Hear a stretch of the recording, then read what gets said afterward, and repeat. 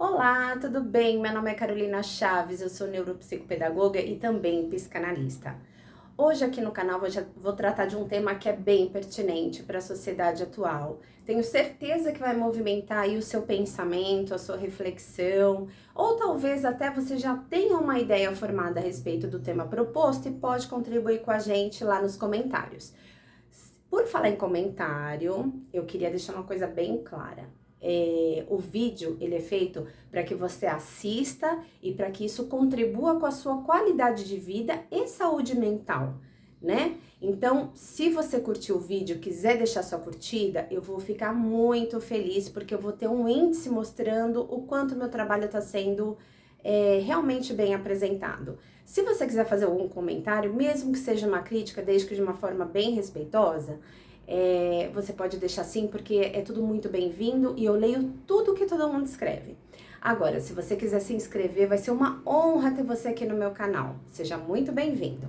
O vídeo de hoje é Como ter sem deixar de ser. Parece meio complexo, né? Mas na verdade não é não. Toda vez que a gente passa por etapas da vida da gente, a gente se questiona ou é questionado sobre o que queremos ser e automaticamente isso já induz na nossa vida aquilo que iremos ter. Vou deixar claro de uma forma assim, vou tentar falar de uma forma bem simples. Quando a gente é criancinha, é muito comum a gente ter escutado, né, a maioria de nós, ter escutado de alguém da família, aquela coisa do nossa, que linda, ai, que lindo, que bonitinho, o que você quer ser quando crescer? E aí as pessoas acham muito engraçado quando alguém cita uma profissão que não é uma profissão com um status elevado ou que teoricamente não traria um retorno financeiro tão abrangente. Todo mundo acha uma graça. Quando aquela criança começa a crescer, outras questões vêm à tona porque entra numa fase escolar maiorzinha. E aí vem aquela questão do perdão. Vem aquela questão do profissional e etc. Né? Ai, qual a profissão da mamãe? Qual a profissão do papai? E aí, infelizmente, começam as comparações. Porque assim, ai, a mãe do Joãozinho é médica, o pai do Joãozinho é advogado. Ai, mas e o pai da Mariazinha? Ai, o pai da Mariazinha, ele é porteiro. Ai, e a mãe da Mariazinha? Ai, a mãe da Mariazinha é X profissão. E eu não tô desmerecendo profissão nenhuma aqui, tá? Não é essa a questão. Eu quero mostrar que a sociedade em si, ela traz certas questões à tona em que inferiorizam isso nas mais variadas formas, tá? Aqui eu tô tratando de profissão, mas pode ser das mais variadas formas, né? As pessoas têm o hábito de julgar e sentenciar pessoas por uma avaliação segundo aquilo que elas têm naquele momento. Então, aí o que acontece? Já começa a se impor na cabeça da criança que o melhor é se ela tiver uma profissão de maior ascensão ou de maior status, porque isso vai gerar dinheiro. E tem gente que fala mesmo, né? Já ouvi muito, na cara dura. Ah, não faz isso não, meu filho, isso não dá dinheiro. Ok, pula essa parte. Aí você fala pra mim, nossa, Carol, mas você tá sendo um pouco hipócrita, né? Porque, afinal de contas, você precisa de dinheiro. É verdade, você precisa de dinheiro. Todos nós somos movidos por dinheiro. E eu digo isso sem o maior problema. Por quê? Eu preciso pagar meu condomínio, eu preciso pagar minha luz, eu tenho meus gastos fixos para serem pagos. Sem dinheiro eu não como, sem dinheiro eu não estudo, sem dinheiro eu não moro, sem dinheiro eu não vivo. Ponto final. É assim que funciona a vida. No entanto, eu não posso querer ser algo para ter algo. E eu vou explicar melhor isso para deixar, né, porque é um assunto complexo. Então a gente vai falando, vai pausando, vai explicando. O pensamento é assim: eu não posso ser refém, escrava do ter e deixar de ser aquilo que eu gostaria para ser algo que é imposto como condição para ter alguma coisa. Quando meu filho era bem pequenininho, eu lembro que numas férias, ele falou assim pra mim, ele era criança ainda, bem pequeno, nós estávamos de férias na praia, e ele disse assim, do nada, ele chegou e falou assim, Eu já sei o que eu vou ser quando eu crescer. Eu falei, ah, é mesmo? Que bom, filho, o que você quer ser? Aí ele falou, eu vou vender sorvete na praia. E eu falei, é verdade, por que você quer vender, né, sorvete na praia? E ele falou pra mim, mãe, porque eu gosto de praia, porque eu gosto de calor, porque eu gosto de sorvete e porque eu gosto de conhecer pessoas. Aí eu falei, olha o raciocínio da criança. Ele era bem pequeno, ele devia ter por volta dos seus 7 anos, essa média aí de idade. E aí eu achei interessante a colocação dele e disse para ele assim: mas filho, é legal mesmo o que você tá falando. Eu acho que se você fosse vender, eu também iria querer ir com você para vender sorvete na praia. Mas a praia não é verão o ano inteiro, não tem gente o ano inteiro, né? Só nas férias. Ele falou: ah, mãe, aí eu trabalho nas férias, ganho o meu dinheiro, olha o pensamento. E depois eu fico em casa e trabalho de outra coisa. E aí ele complementou, porque depois também eu tenho que ir na escola. Eu falei, ah, bom, então é para você trabalhar nas férias. E assim rolou o assunto. Foi muito divertido, foi muito engraçado e eu não esqueci mais. E eu tratei de uma forma muito natural, muito respeitosa. Primeiro com a informação que ele trouxe para mim. Ele dividiu comigo um pensamento de uma intimidade que naquele momento fazia todo sentido para ele. Por que não? Achei a profissão da minha vida. E isso não pode dizer para mim que num futuro ele não fosse super bem sucedido vendendo sorvete. Porque assim, o sonho da infância faz muito sentido quando a gente cresce. E conforme nós vamos crescendo, passando por inúmeras situações e vivências da nossa vida, a gente também desconstrói aquela possibilidade de alcance de determinados sonhos, o que é muito prejudicial pra gente. É claro que tem muita criança que diz assim: ah, eu quero ser astronauta. Gente, não vai ser astronauta, entendeu? Porque não dá pra ser todo mundo astronauta. Mas isso não significa que você não possa apoiar a ideia daquela criança e dizer pra ela assim: poxa, sério? Que legal, mas você sabe o que astronauta estuda? Aí ele vai dizer, ah, sobre o planeta. Você fala, então, você já está estudando sobre o planeta? E aí você começa a trazer esse universo para o seu filho, para o seu sobrinho, enfim, para quem, né, você tiver essa possibilidade. E isso daí vai construindo nele, primeiro, a ideia de que o que ele traz é válido, a intenção, a funcionalidade da troca de informação sobre o pensamento dele, né? Esse momento de compartilhamento, né? De troca de confiança, de vínculo estabelecido, e é muito legal. E também, a gente não pode anular a questão, como eu falei do meu filho, por exemplo. Ele falou esses dias pra mim, mãe, bom, ele não foi vender sorvete na praia. Hoje meu filho tá com 22 anos, né? Quase 23. E ele falou pra mim assim, mãe, você sabe que eu tenho vontade de ir embora para Camboriú e abrir uma sorveteria da marca X? Porque eu já pesquisei e vi que lá não tem. Eu dei tanta risada. Eu falei, filho, eu tô dentro. A mãe vai com você. Por quê? Me remeteu àquela ideia da infância. E, gente, vamos combinar? Você acha que não vai ter nada a ver? Claro que tem, porque aquilo ficou na mente dele.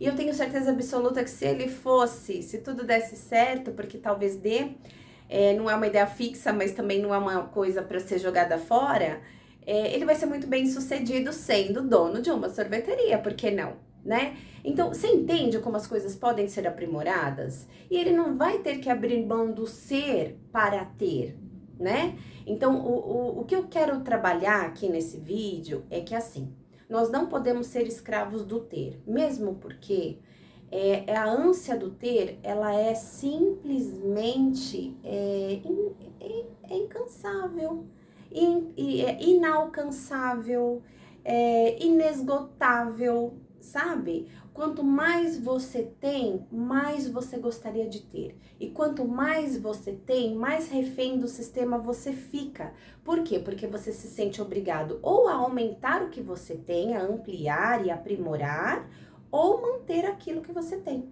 Ah, então não posso ter nada? Pode e deve ter. Aliás, a gente não vem aqui nessa vida passeio. Ontem ainda eu estava pensando a respeito e conversando, enfim, a respeito disso. Que eu já tô numa idade bem madura. Isso faz com que eu tenha que ter uma certa programação na vida. Eu sempre fui uma pessoa de me programar na vida, desde muito nova. E isso eu não perdi com o passar do tempo. Lógico, hoje eu aprendi a ser menos controladora, porque eu já entendi que o processo da vida não é controle, é organização. E organização está longe de controle, mas isso eu vou falar num outro vídeo. O que acontece? Hoje eu vivo de uma forma mais tranquila, etc e tal. No entanto, gente, eu tô indo pra velhice. Eu já estou numa etapa que metade da minha vida já foi, de verdade, né? Então, o que acontece com isso? Bom, na idade mais complicada da vida, que é a terceira idade, que é a fase, né, quando eu me tornar uma pessoa idosa, enfim, eu preciso estar amparada por convênio médico, medicação adequada, cuidados adequados e etc. E um padrão de vida bacana para que eu possa aproveitar a vida da maneira que eu mereço. Só que isso envolve planejamento anterior, porque as coisas não caem do céu, ainda não se inventou uma árvore de dinheiro, portanto, nós precisamos sim nos organizar para que lá na frente a gente possa colher esse fruto de uma forma eficaz. Então, hoje eu entendo que algumas questões que para mim já ficaram claras. Eu preciso ter o essencial. O meu essencial, o meu. Eu não tô dizendo que tem que ser o seu. O meu essencial, a minha visão de vida é pagar os meus gastos fixos, andar com a minha cabeça erguida, sem estar devendo nada para ninguém. Ai, mas você não tem uma prestação? De vez em quando, né, rola um cartão de crédito, porque a vida é assim mesmo. Mas tudo é pago em dia. Então, isso é um compromisso com a vida e comigo, é um autorrespeito. Eu não vou fazer a minha vida despencar em função de uma roupa nova que eu não estou precisando, do querer ter algo para estar dentro de um determinado grupo. Eu tenho que saber quem eu sou enquanto pessoa e o valor que eu tenho enquanto pessoa. Agora, se para ter um valor para outras pessoas, eu tenho que ter o carro X, morar na casa Y, ter a mobília segundo não sei quem, e etc, etc, etc, viajar todo ano, todas as férias, viagens internacionais, esquece, tchau, beijo, eu tô entrando no armário e voltando pra Nárnia, porque eu não entro nesse sistema, e eu vou dizer pra você que é a melhor coisa que eu faço.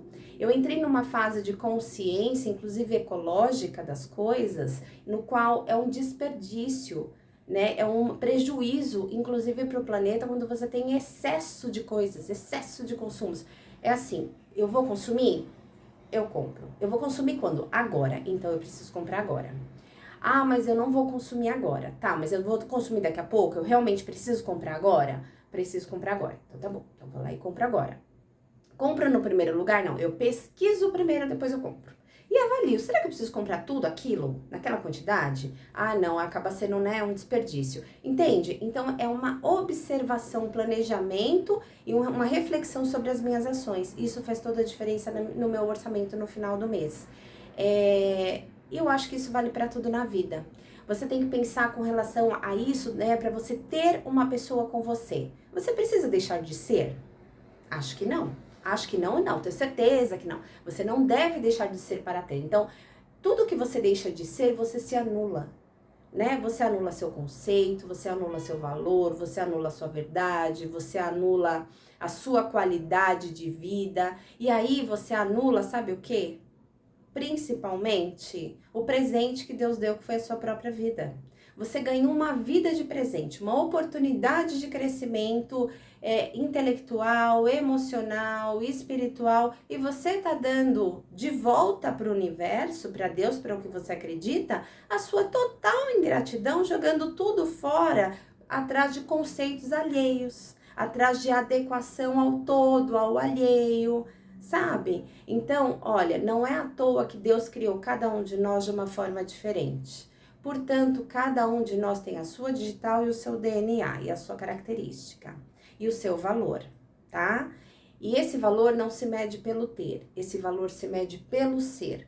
Porque se fosse só pelo ter, as pessoas que têm uma condição financeira infinitamente melhor do que a nossa, milionários e etc., né, pessoas muito bem-sucedidas, não teriam um índice tão grande de problemas tão graves quanto depressão, quanto suicídio, quanto todas as outras, né, dependências químicas. Não que isso não aconteça em classes de menor condição financeira, acontece sim, mas o estresse levado dentro de uma classe social no qual precisa se manter ali no topo, né, da situação, é muito maior. Porque a pessoa vive para trabalhar e não consegue viver aquilo que alcançou, muitas vezes, né? Então, a gente tem que repensar valores, a gente tem que repensar conceitos, a gente tem que desentulhar a casa. Para com essa história de guardar, para com essa história de acumular, para com essa história de... Não precisa. Você tem o mínimo, você tem o básico, você tem o conforto das coisas que você precisa, basicamente, para viver. Tá bom pra você, tá bom pra mim, tá bom pra todo mundo. O resto deixa que a vida vai se encarregando, vai te mostrando outros prazeres pra você de fato usufruir daquilo que é real conceito de bom e de felicidade da vida. E aí você vai descobrindo sozinha qual é o seu. O meu eu já sei.